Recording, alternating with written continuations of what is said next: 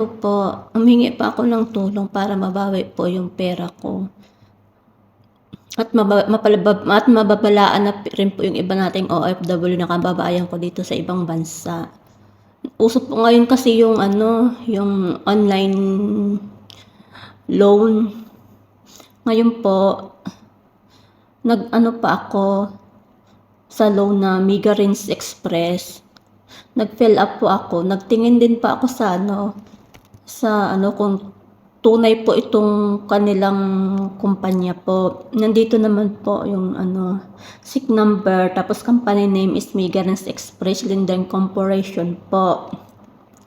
Ngayon po, nakapag-apply na po ako, tapos sabi nila mag-deposit daw ako ng 8,000 at yun po ay mag-a-add naman po yun sa mawi-withdraw ko. So sa madaling salita po, nagpadala pa ako ng pera through GCash po, 8,000 po.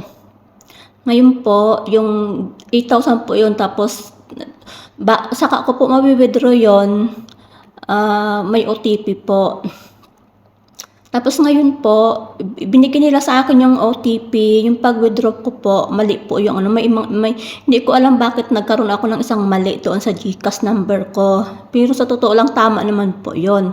Ang sabi po sa akin, mag-deposit po ulit ako ng another 15,000 para po yun sa pag-unfreeze daw po ng account ko.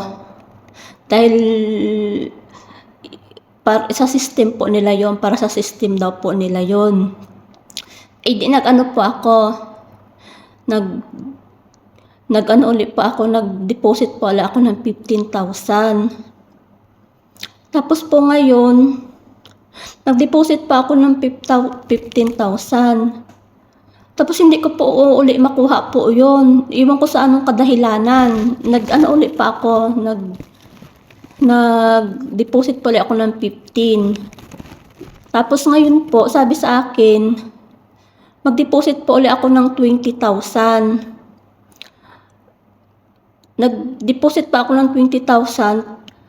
Tapos para po sa OTP yon, para sa system daw po nila yon, pero a-add din po yun nila sa sa wallet ko. Totoo naman po doon sa wallet po ng kanilang na-add po yon.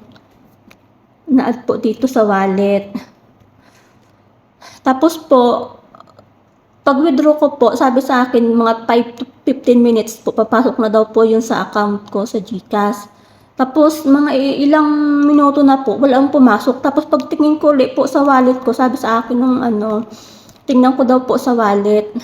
Sabi ko bumalik, tapos may po siya, may binigay ulit po siyang number na taga-finance po siya. Tapos yun po, nag-chat pa ako doon na ano pong nangyari. Sabi daw po ay na-over daw, kailangan ko daw bayaran yung tax na 16,000 mahigit daw po. Nag-react na po ako, bakit magbabayad pa ako ng 16,000? Ba't ako yung magbabayad ng tax? Sila nga yung nagpapautang. Sabi ko, hindi ko na lang po kukunin yung pera at ibalik na lang po yung dineposit ko na mahigit na sa 40,000 po. Yung po halos lahat po deposit ko, 2 buwan ko pong sahod yon. Tapos sabi ko, kung di nyo ibabalik yon, magrereklamo na po ako sa pulis.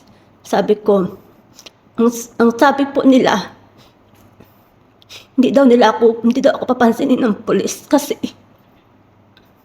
may mga conversation daw po kami. Sabi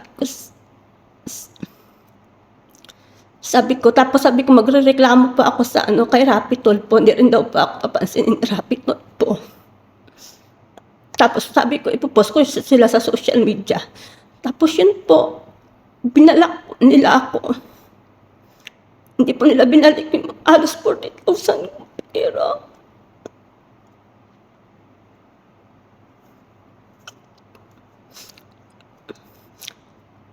At least kahit hindi ko po makuha yung pera, at least nabalaan po yung mga kababayan na baka may mabiktima pa po sila. Naghihirap kami dito sa ibang bansa, tapos sila lang, kukunin lang nila basta-basta. Yun lang po, sana po mabigyan niyo ng action. Isi-send ko po yung yung mga pangalan kung kanino ko sinend yung mga pangalan kung kanino ko sinend yung pera. Yung mga nila, yung mga kasabwat nila. Yun lang po, maraming salamat po.